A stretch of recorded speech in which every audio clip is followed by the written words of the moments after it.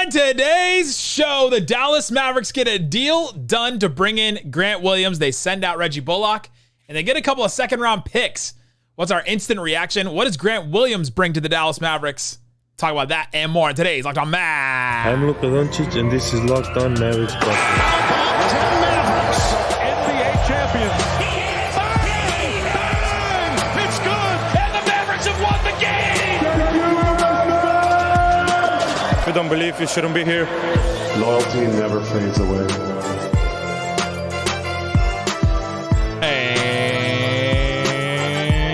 And welcome. You are locked on to the Dallas Mavericks. My name is Nick Angstadt, media member and NBA channel manager of the Locked On Podcast Network.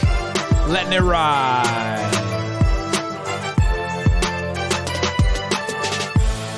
Thanks for being part of the show and making Locked On Mavs your first listen every day. Join the Raccoon Squad. Be an everyday or subscribe or follow for free. Just search Locked On Mavericks wherever you get your podcasts or on YouTube. But the best way you can help us grow the show is to listen every day and to comment anything below. Let us know what was your initial reaction to the Grant Williams trade to the Mavericks.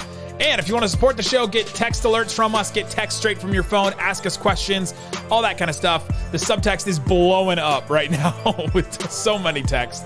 So you can join that by clicking the link, texting the number, or going to joinsubtext.com/LockedOnMavs. And joining me, as always, my co-host, writer, and contributor at Mavs.com, the Mall Man, the One More Thing King. What you got for me, Isaac Harris? Let's go. Let's go. I approached this notification on my phone like when a team wins like game 2 of the finals and they're like 2 down, 2 to go. And it's like, you start looking at off-season priorities, and I'm not screaming from the rooftops for Grant Williams, but I'm super happy about it because it's exactly what they needed. And when you look at off-season priorities for the Mavs, re-signing Kyrie Irving was number one. You can't, let him leave for nothing. And for me, number 2 was finding bigger perimeter players. And you did that today and bringing in Grant Williams, who fits alongside Luka perfect, and he's just about to turn 25 years old. Yeah, we'll do just our reaction here. We'll do an extra pod later today to talk about the Matisse Thybulle trade, the Matisse Thybulle's potential signing. We'll talk about how Grant Williams fits and all that kind of stuff. So we'll talk about that a little bit later today. But let's just respond to the Grant Williams trade. So the trade, as of now, Grant Williams comes to the Mavericks, and the Mavericks get 2 second-round picks as well in the deal. The Celtics get 2 second-round picks in this, and they'll get a traded player exception with this with Grant Williams' salary. And the Spurs come in out of nowhere, and all of a sudden they get Reggie Bullock from the Mavericks and an unprotected Dallas pick swap in 2030. So let's talk about the Reggie Bullock Grant Williams swap. That's what the Mavericks are basically doing here, and they acquire a couple of seconds in this. But they're saying, we think that Grant Williams is an upgrade over Reggie Bullock, and we believe that because, one, he's younger. Like he just said, he's about to turn 25. Reggie Bullock was getting older. It looked like he lost a step last season. We were hoping, cross your fingers, that he was going to get that step back this year, but that was not a guarantee. Or, more than likely, he keeps declining because that's just how players of his age continue to age and like turn out in the NBA. But with Grant Williams, you get that. You also get a bigger guy that can guard bigger wings and bigger players. Grant Williams has always been that kind of guy that can guard bigger guys, guard bigger wings. He's 6'6", so he's only like an inch taller than Reggie Bullock, but his stockiness, his strength, like his ability to not get moved will help him in that area where Reggie just couldn't. And the Mavericks just didn't have that guy after they lost Dorian Finney-Smith last year. Yeah, and when you look at Reggie's, I meant to pull this up before, Reggie is 32 years old. So, you're not only are you switching to a better defender, which we think so in Grant Williams, or probably a little more versatile defender, with Grant being able to guard those fours a little bit better than Reggie probably could. Right. But I'd say Reggie could guard the point guards a little bit better. But definitely, you're look at the age difference. I mean, Grant is about to turn 25. Reggie Bullock's 32, so you're kind of resetting the age there. And I mean, look at the shooting splits for him. I mean, he was a 40% 3-point shooter last year, 39, or no, I think it was 41% the year before that, 37 the year before that. And he's only been in the league 4 years. So 3 out of the 4 years that he's been in the league, he's been over 37% from 3. That's pretty dang good. So yeah, I mean, I thought, if you look at it from Dallas's perspective, I guarantee you they would have preferred that this be Tim Hardaway instead of Reggie Bullock. Mm-hmm. They probably were trying different iterations of that. But if you're the Spurs, You'd rather take the expiring contract and Reggie Bullock. And that's probably ultimately where they landed on that is where they landed. But for Dallas, hey, like you turned Reggie Bullock and a 2030 pick swap into Grant Williams and 2 second-round picks. That's pretty dang good business by Nico Harrison, while still opening up some of that MLE. There's some cost differences in some of that stuff of what Grant's coming in at, what Reggie was going out as, and it cuts into some of it. So, but either way, you still have flexibility. We're going to talk about Thibault and stuff later on tonight, but I just thought it was a huge win, for the Mavs. Not a grand slam. It's not like you sit there and, you pulled off an all-star or something like that. But I thought it was a heck of a move by Nico and Dennis Lindsay and them to bring in Grant Williams for the cost that it cost them. And the deal, I texted you right before it. I said, the news broke, didn't see the deal at first. And I was like, I texted you. I was like, hey, wonder what that number is going to be. Immediately, Woj, sent the tweet, because when you get into sign and trade stuff, it gets all tricky then, because then it's like, all right, it doesn't have to be. But then it was the 4 for 54. Was that what it ended up on? Correct. Yeah. 53. 454. Yeah, you're going to pay for Grant Williams at $12 million. That's pretty dang good deal. Pretty good value. Even if you think that Grant Williams and Reggie Bullock are equal players, like they're the same player, this is an upgrade in 2 ways, right? The age, like you just said, he hasn't turned 25 yet. I thought he had, but he turns 25. He's about to, yeah. Yeah, he turns 25 in November, and then which is good. So the age there, the size, you upgrade there because that you needed something a little different in that, because you kind of already have Josh Green to do that. You may have Matisse Thybulle to do some of the things that Reggie Bullock was doing as well. We'll talk about that later tonight. And then you upgrade in the length of the contract. This contract is going to be a really good deal for Grant Williams, because it's not going to be that much. It's what? It's going to be, does Spot Track already have it? No, they don't. They don't have it yet. But it's going to be like 8% of the cap over the next 4 years. And Reggie Bullock was only on a expiring $10 million deal. So the Mavericks are going to have to decide at the end of next season, what do we do with this Reggie Bullock contract, and how do we figure out how to keep him, or what number do we give him, all that. And so at least you have now Grant Williams for a little bit longer. And so you upgrade in those 3 ways, basically, even if you think the players themselves on the court are about the same. Dylan Brooks makes $20 million a year. So I'll take, now Dylan Brooks could do a little bit more with the ball in his hands and all that. On yesterday's pod, do I want him to do those things? Well, we were kind of comparing PJ Washington and Grant Williams on yesterday's podcast, and it's like Grant Williams is the better shooter, and he fits that 3-and-D type of mold a little bit more. PJ could probably do a little bit more off the dribble and all of that, but it's just for the cost. If you would have told me in the playoffs, hey, Grant Williams is going to get $12 million this coming summer, I would have expected, if he was an unrestricted free agent, I think he would have gotten more money from one of these cap space teams or something like that, maybe. And to not have to deal with this back and forth with the restricted stuff. A few other things about him.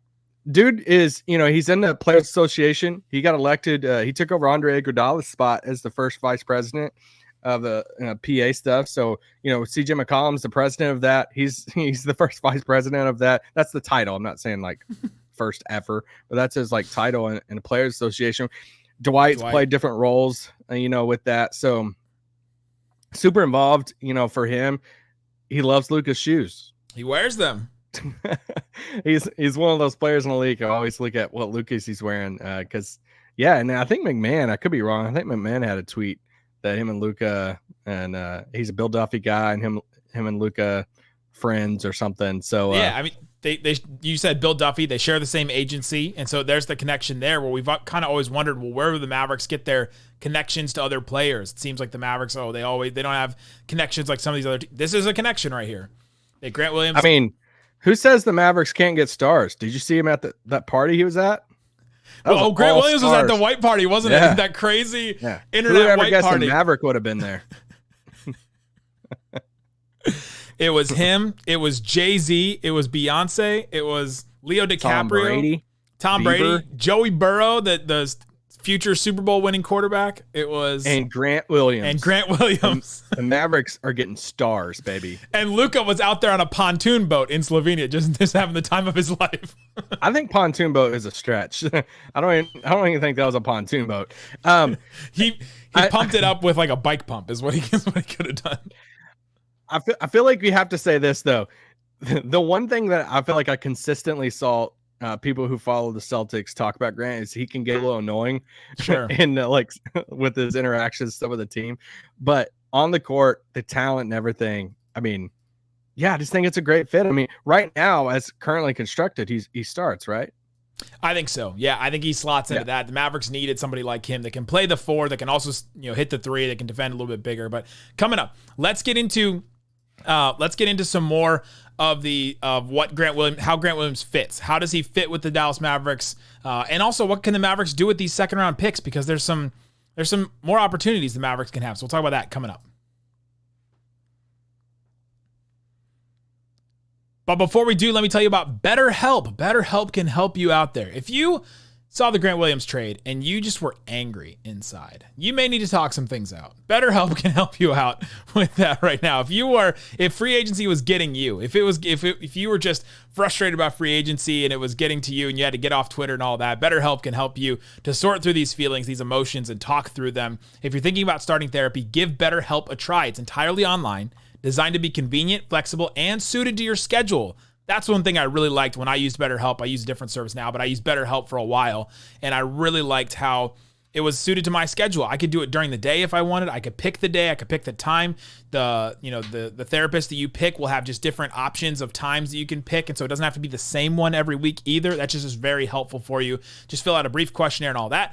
Let therapy be your map with BetterHelp. Visit BetterHelp.com/LockedOnNBA today to get 10% off your first month. That's BetterHelp, HELP.com/LockedOnNBA.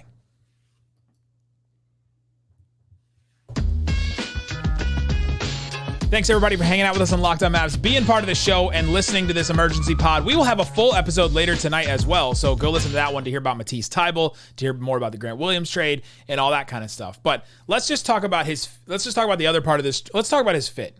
So you think he starts right away for the Mavs? Yeah, I do. Yeah, I do. Sorry, did you want me to expand on that? I thought it was just a yes or no question.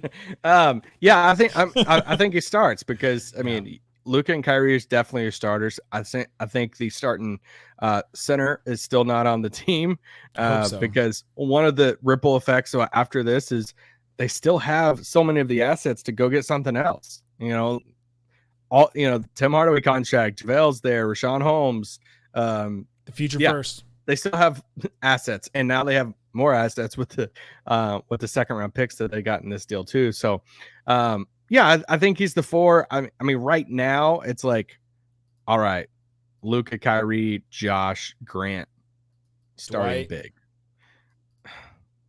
Okay. As of right now, I think it's Dwight as the starting 5. Yes. Although I've seen Derek Lively working with Tyson Chandler in these summer league practices.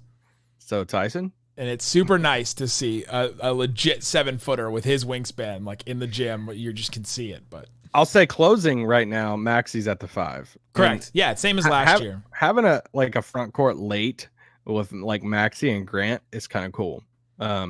Because they wanted to get bigger on the wings, and Grant does that. If we're going to talk more about Thybulle later on, if they could steal Thybulle from Portland, now you're swapping out some of these to where you're having to play a 6'5" guy at the 4. Now you could throw out multiple 6'6" to 6'8" guys along with your center, along with Luka that's at 6'8", to where like Kyrie should be hands down the smallest guy on the floor and nobody close to him. So every other position needs to be that 6'6", 6'7" on up, and they're achieving that now of swapping out a Reggie Bullock for a Grant Williams that's thicker, around the same height, and can guard these bigger 4s and stuff. I mean, I don't want to get into all the Grant Williams versus Giannis and stuff, but if you had to pick 5 guys in the league that do a decent job at Giannis, I'd say Grant Williams is probably one of those 5. And so it just goes to show you that he is versatile defensively. And I think for Dallas, I think he has to start right now. Who's going to start over him right now? Unless you decided to do a Maxey, but I think I would even start Grant Williams over Maxey. No, if you decided to do that. The other thing that I like to do is I like to just look at, for these guys, especially these 3-and-D type of, I'm going to hit a bunch of outside shots and take a bunch of threes. What point guards have you played with? And that's the thing that the Celtics have struggled with for a while. He's played with Marcus Smart for a long time now, 285 games. That's a while. Peyton Pritchard, 211 games. He only played 78 games with Malcolm Brogdon this past year. He played with Dennis Schroeder for a minute. He played with Kemba Walker for a minute. Like, he's played with some okay, but those guys aren't on the level of Luka as far as playmaking. And I think that's something he's going to get such open shots with him and Kyrie. I guess he played with Kyrie too. Yeah, he did. Because I was already crafting up some questions to ask him, and playing with Kyrie is one of them. Did he play with Kyrie 2019-20? I think he may have just missed him. Aw. I thought it was Kyrie's last year. Dang. Nope, he came the year right after Kyrie. So he heard all the bad things about Kyrie when Kyrie was gone in the locker room. But he's got the connections on the court with the Mavericks anyway. And so I look at which point guards have you played with? Who's going to get you those shots? And Luka's going to get him the most wide open shots he's ever got. You just don't have that kind of playmaking in Boston at that level. And so I'm really interested to see that. He can knock down a bunch of threes. He can get hot from three, but hey, we're used to these players that are streaky from three, and if they get hot, you win all the games, and if you miss a bunch of them, then you don't win games. That's kind of the way it is. Hello, Tim Hardaway. Tim Hardaway, Reggie Bullock, Maxi Kleber, Dorian Finney-Smith. Like we've been down this road several times. What are the odds that Luka was picking Jason Tatum's brain overseas with this Jordan thing? He's been with Tatum and Zion with Jordan Brand, and he's like, "Hey, Jason, what I need to know about Grant." I think Grant plays Pokemon, right? He does. Yeah, the other day, Grant Williams posted an Instagram story of him using an emulator to play one of the Pokemon games on his laptop. So he's really into it if he's doing that. Also, something about it, I get it. He got roasted in the playoffs because of him talking to Jimmy. All right, and I'm gonna hit both of them. I mean, the free throw stuff too. I was laughing about the Jimmy stuff too, because then Jimmy went off and I was like, all right, dude, like really, barked up the wrong tree there. But at least he's willing. And Dallas doesn't really have too many guys like that will get into it with some people, that will jaw with some, like you need some guys. I mean, that was one of the biggest things, seeing some people after the Dillon Brooks contract try to zag a little bit and try to like make the case for why Dillon Brooks is worth $20 million, which there is no world that he is. And a lot of that is like, man, you got to have the, that type of guy that will, and all that. And Grant Williams can run his mouth, and I'm sure there'll be some times he gets embarrassed, but there's going to be times he gets the best of people too. And Dallas needs some guys like that. They absolutely do. You know what? The other thing that he brings is playoff experience. He's played 61 playoff games. So he played, in a conference finals, a conference finals run in his rookie year. He played in a finals run his third year with them. He played 27 minutes a game in that finals run for them. And then he played, into the second round last year. And so like he's played a bunch of games for them and in the playoffs. And so he brings that on a level. And he's second round last year. I thought they were in the conference finals. He played 15 games. I was just off the top of my head.